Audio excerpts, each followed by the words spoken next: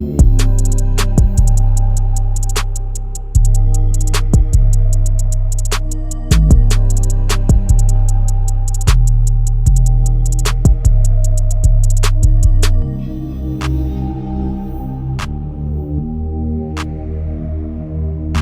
back to the Team to Beat Miami Heat podcast, your one-stop shop for daily Miami Heat and NBA content. My name is Amir.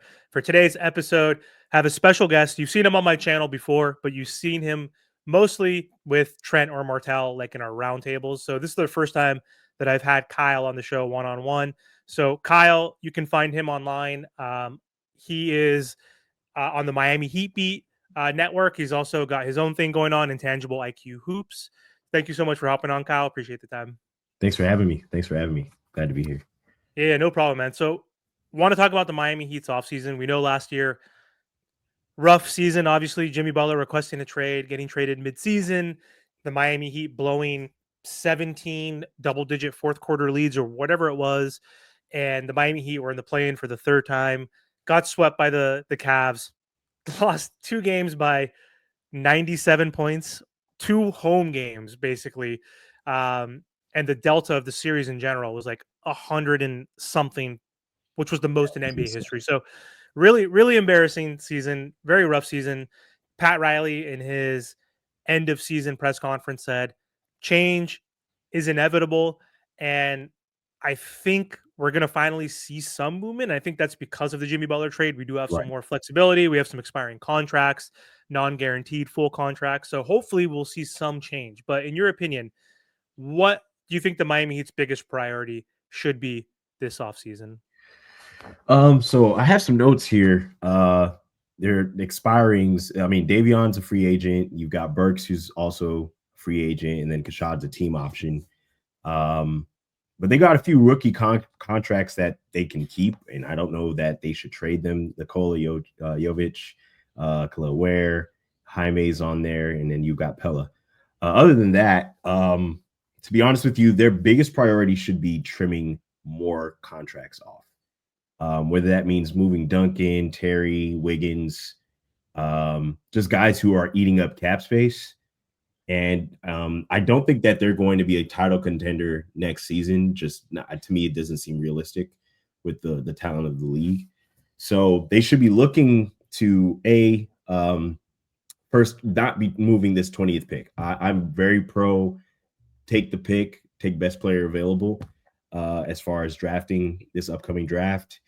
I think they should be trading into the second round to add more young talent and trying to build a more athletic team. I think they were close to the last in pace again this season. Some of that has to do with the personnel. Also, some of those blown leads you mentioned has to do with just guys. You have quite a few guys who are one-way guys. Don't play both sides of the ball, can't get stops. And if they are respectable on defense, the whistle is horrible for them.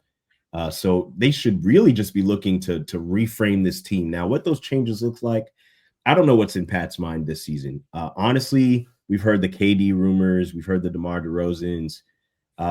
Honestly, I'm not opposed to them. I just don't think that should be the main focus, mainly because just what are you going to put a Band-Aid on this gaping wound? Like, it just, to me, does not seem like the most intelligent idea to grab guys where you're not a title contender at this moment. I think Tyler had a good season as far as stats are concerned. In the playoffs, it seems like he was easy to figure out. And so that's one of the reasons why I just don't see what we're doing here as far as like pursuing older guys. Bam is going to be Bam on defense, and some of that is what takes away from his offense. So to me, it's just one of those things where I think they definitely need to look to get further underneath the apron. I think based on my notes here, and I grabbed some of these from Mark's, they're about 11 million under the first, and they're 23 million under the second. Getting further underneath that and grabbing some rookie contracts or guys that are more affordable, especially with, I guess we'll get to this with the Tyler extension looming. I just think you have to get further underneath the apron And that's probably what I would say is their biggest thing. And adding young talent, that's really where I'm on right now. People aren't really patient with the rebuild. I think they don't realize that it requires developmental patience. I've said that quite a few other places. You just got to be patient with some of these young guys and seeing what they look like. It's not going to take 1 or 2 years for some of these guys, especially if you don't get a lot of play time. So I do think realistically, you and I both have watched the Heat for a long time. They are likely going to take a swing at grabbing Kevin Durant. And granted, I can't blame them. There's not a lot of guys in his age range still averaging 20 plus, hovering around 55 plus percent on true shooting, and just an elite offensive player. But I just wonder what's the goal after that? Like how do you pivot after grabbing KD? That can't be the only move if you're trying to make the team a contender. And so I'm intrigued to see what they would do if they did swing for that. I don't think we have enough to make that move noteworthy enough because if you get Kevin Durant, yeah, he's on an expiring, so like the next team he goes to, I'm sure he's gonna want to negotiate and say, hey, he's gonna tell the Suns, basically like because he has some leverage. He has some leverage because it's an expiring deal, like so he can kind of dictate where he wants to go. Right. But the Suns can't dictate that package because folks can just say we're going to wait a year. Like if we're willing to give you 2 picks and like 2 young players or whatever, and the Suns want to be greedy and try to recoup those assets that they traded away to get Kevin Durant, to get off Chris Paul and other contracts, then they could say no, we're going to wait. Like you can't be stingy. But the Suns still want to recoup and get a decent package, which I think they will, just because you mentioned KD is still one of the most elite scorers in the NBA. Even at age 36, he'll be 37 by the time the season starts. He averaged 26.6, shot 43% from 3 on high volume, can still rebound, still a solid defender. He became a really good defender, I think, like the past like 6 years or so in his career. Became more of a two-way player. But again, his injuries have been adding up, his age. He's not going to be as effective there, but he's still a solid player. But coming to the Miami Heat, adding him alone wouldn't be enough.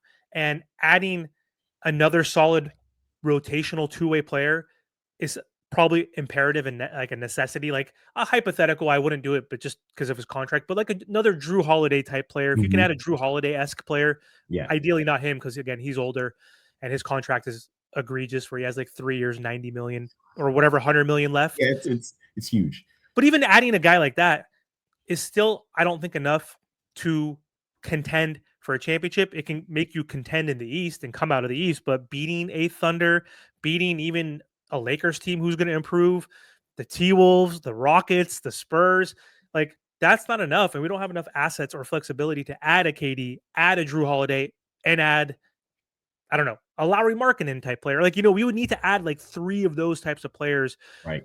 Or even more two-way, young, athletic defensive players, like maybe like the Finney Smiths, the Bruce Browns, the Cam Johnson type players. If you can get like 2 of those guys plus KD, then I say shoot your shot. But we don't have enough draft capital, cap space, flexibility to do that. So to your point, you're kind of wasting assets to get KD to compete in the East. And that's not even contending in the East because you still have to get past the Knicks, Cavs, other teams. You don't even know like what other transactions can happen. So based on what you said earlier, you want to get younger, you want to get more cap space, you want to get even further under the first apron. I agree. But do you want to rebuild? Because what you're saying sounds like more of a rebuild versus a retool. Because here's the thing. If we do what you're saying, let's say we get off a Wiggins $30 million contract, he has 2 years left, player option, to get like 2 younger guys on cheaper rookie scale contracts, then we're not doing any favor to Bam and Tyler. So like, are we wasting Bam and Tyler's potential? Because they are still 2 all-star caliber players. Right. So we're in a weird dynamic where we're back in this whole blended build since the whole Jimmy Butler build, where we had Jimmy, Kyle, PJ, and some like vets, and then we had the undrafted and the young guys. So it's like, what are your thoughts on that? Like, do we trade Bam and Tyler in that case then and just kind of fully rebuild, or like, what are you postulating that you would want to do then? I've been leaning into kind of, and maybe that I'm playing Santax with the words here, but I've felt maybe a renovation is kind of maybe not a rebuild, but a renovation here. The foundation doesn't need to be ripped out. Like that's solid.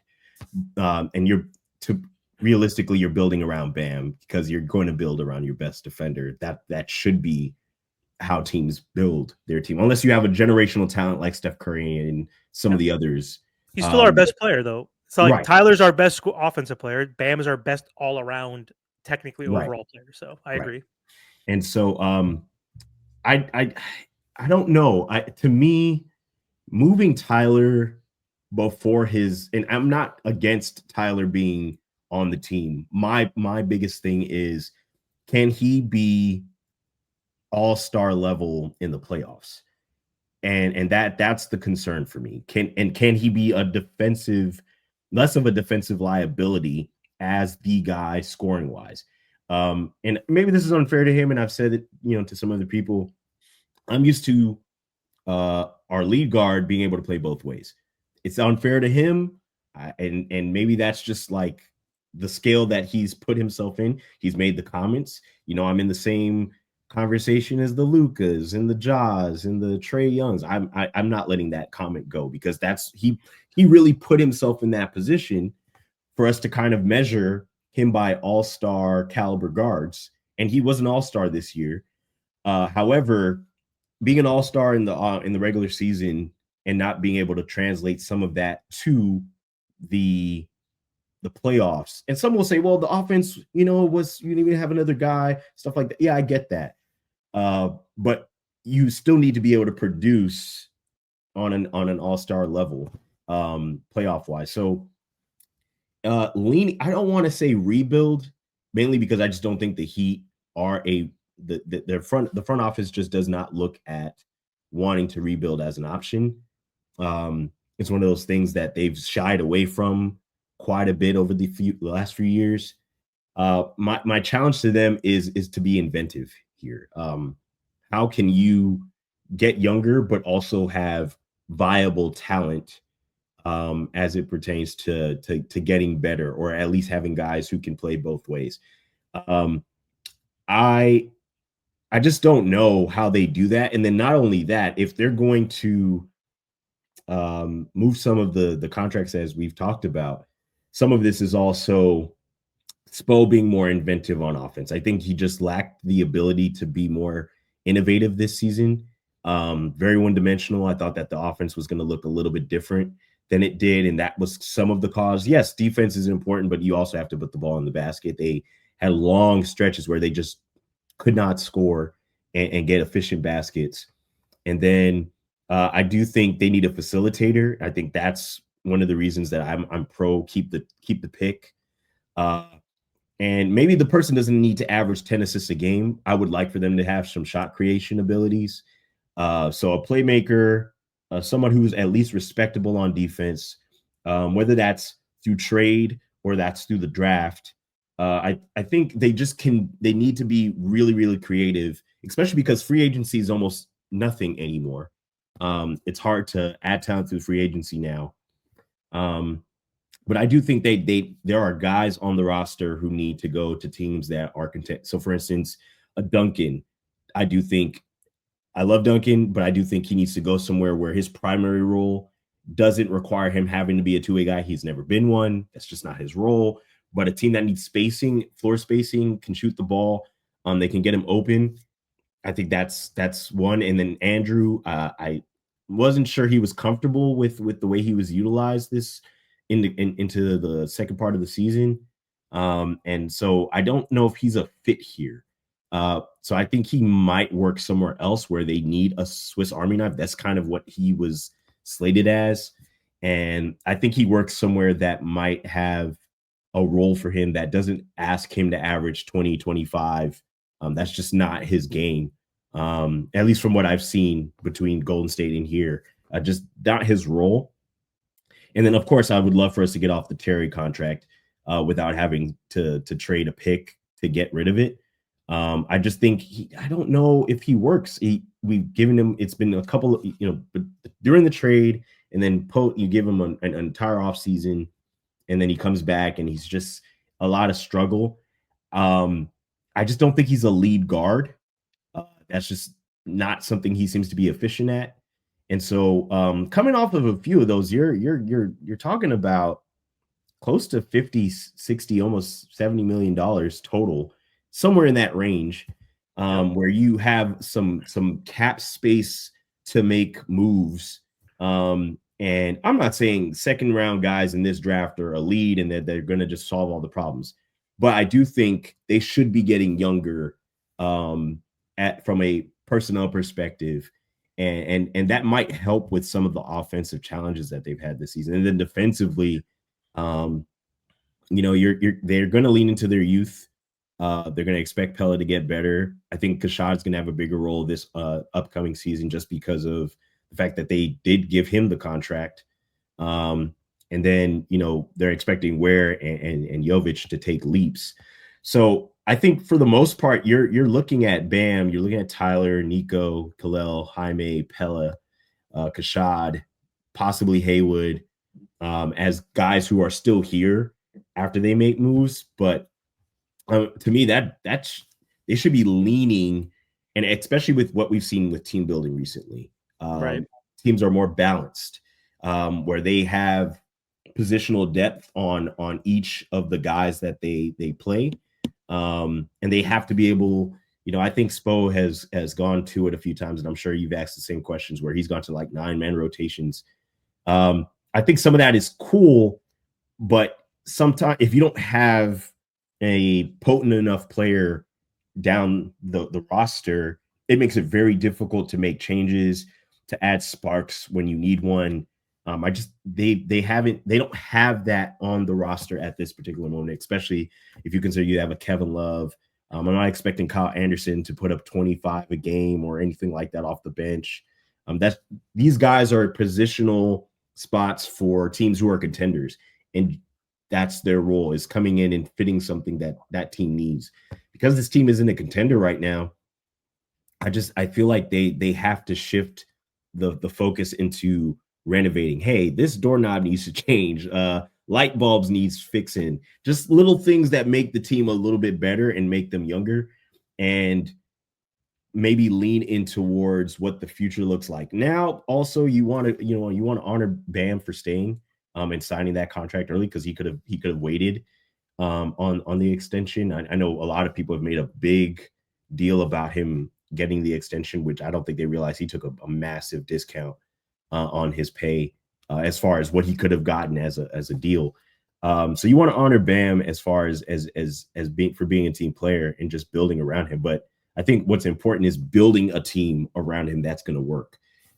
If he's going to be in the paint pretty frequently, you want to have guys who can stretch the floor around him, and that makes the team that much better. So I think that's where my mindset is you want to retool, you want to kind of renovate some things here. I don't think the entire house needs to come down. But I do think if you have to make moves, don't short ball. I think a lot of front offices have gotten way smarter as far as, you're not going to screw me over. And so I hope that they don't, hey, we're the smartest guys in the room, we're just going to offer this. So it's one of those things where if you have the ability and there's a proper interest, swing for it. But if that opportunity isn't there, if you're going to get outbid, don't wait, right? Like we've seen them do it before, where they're just kind of sitting on their hands and waiting and waiting and waiting, and they're whale hunting instead of hunting for piranhas. Like that, and I think that's kind of where I'm at with this now, is instead of whale hunting, find some piranhas. You have a group of piranhas, you can cause some damage league wise. So Totally. that's what they should be looking to do, and building out this team to compete relatively quickly. Now, is it going to happen next year? No, but I think with the way the front office is, I think they would want them to try to turn this thing around within a 2-year span. So that's kind of where I'm at with that. Yeah, I mean, hopefully it's a 2-year window, because Bam is 27, so we don't want to waste too many years of his prime in his late 20s.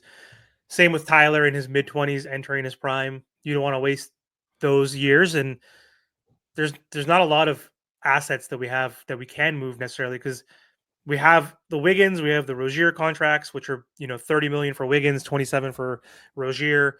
We have Kyle Anderson, who I love, obviously very high IQ, intelligent player. But I still I enjoyed some of his minutes, but I also didn't because I figured Jaime's having a sophomore slump. It could be due to like injury. Obviously, they mentioned the groin, like his Mhm.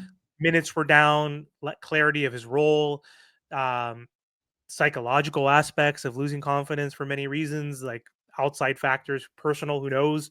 Right. I still rather have thrown him in the fire than giving a finished product, a role player in Kyle Anderson that you got mid-season through a trade. You We already knew we were going to be a playing team almost no matter what. Like at least the 10th seed, where there was no way we were going to get past the 10 seed. So we always knew we had a shot to be in the play-in. Right. We were never going to bypass the Hornets or the Wizards or any of those teams. So like, yes, Spo gave those minutes to Kyle, which was necessary for us to get some of those wins, but they weren't meaningful wins. We weren't competing or contending. So my only issue though is like to your point, I want to get younger and add some two-way players, defensive minded players, obviously, is key. That's probably more of a fit from a philosophy wise, like because there's not Mhm. that many great two-way players in general that can score out there. Usually, like, and you mentioned we need a playmaker, a point guard that can get you like assists and like needs to be a good defender, but there's not too many that are actually elite at scoring and playing Right. defense. Like Right. there's like almost no elite star, all star. I say star as in a little below an all-star like players. There's not too many of those types of guys anyway. Like like it sucks that they're not that many multi-dimensional players, but I do agree saying that we do need to think about moving like a Wiggins, obviously a Rozier, that's an expiring contract. We're going to definitely look to move him to get players, but I don't know what their value is to other teams. Like, because I would love a Herb Jones type player Mhm. that we Mhm. can trade because he's probably making what 15 million. Like, get a Herb Jones and get some smaller scale rookie guys who are not proven, not even in the rotation for the Pelicans for a Terry Rozier. That could be great because then Herb can fit in and be someone coming off the bench with a Haywood Highsmith. So then we have more versatile two-way players. So I agree with that sentiment. And also free agency, you're not going to get any whales through free agency anymore. But if we shed the 70 million you mentioned between Duncan, Kyle, Terry, Wiggins, we still have an opportunity to sign those good rotational defensive minded players or some offensive minded players Mhm. through free agency. You can get role players through free agency. Right. You can get someone that's pretty decent that way. You're not going to get a whale through free agency No. anymore. And quite frankly, we don't have the assets to get a whale anyway. So yeah, it's going to be interesting to see what the Miami Heat do over these next 2 years to improve their roster. And they definitely need to do it through the draft. I don't think we have our draft pick next year. I think we owe that to the Hornets unless it's a lottery pick Right. 2026. So that's unfortunate if we have a bad year. And if we run it back, which we might effectively be running back this exact same team, it's a new run back because now we have Wiggins, we have maybe Davion. I'm assuming that's all going to be done. We're going to give him the mid-level exception. So you have the three new pieces, through the Jimmy Butler trade. So it's not like a complete run it back Right. like in the past, but it's still running it back with basically the same in that same team. So, Right. and if we have any injuries next season, that's gonna be detrimental. Where we don't get our picks. So like I don't think we're gonna be that bad where we're gonna be top 5 or whatever it is, top 10 lottery Right. protected. Right. But it's gonna be rough. We'll see. I mean, there's not too much light at the end of the tunnel unless Jovic develops and steps up, unless Kalel Ware has a great sophomore season. I think we have to bank on internal growth and development Mhm. first. And Mhm. to your point, fix the holes through the draft, through free agency, through trade. But like, I don't expect us to get a Kevin Durant. I don't expect us to get a DeRozan, but I also could totally see Pat Riley in the front office just masking and putting that band-aid on the wound, like you mentioned earlier, just so we can compete for a potential sixth seed at best. Like if we added a DeMar DeRozan type player. Right. So, and that's not necessarily the direction I want to go. But my final question for you before we close is: you mentioned Eric Spoelstra and his struggles offensively, right? Like we've been a bottom 10 team in offensive rating the past 4 years. We've been bottom in scoring, I think bottom 3 in scoring points per Mhm. game for the Mhm. last 5 years. So, um, do you think the Heat's like culture and coaching philosophy needs to be adjusted. Like, and obviously, I'm not going to ask you this because the discourse on Heat Twitter, like, which is very toxic. There's a lot of fans that want to fire Coach Spo or think he should be on the hot seat, which I don't think he No, should be. Like, we can still criticize him for having a bad season, of but course.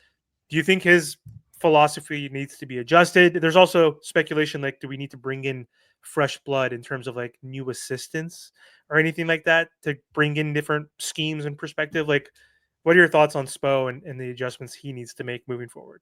So I've been pounding the table on innovation, just like him. They need to be innovative, and I think he's one of the best defensive minded coaches in the NBA, bar none. There's some other guys that's on the same level, but there's not that many. And there's a reason why he's had his job for as long as he's had his job. Uh, so I do think, as good as he is defensively, I think he needs somebody who is his assistant coach that's offensively minded in the other direction.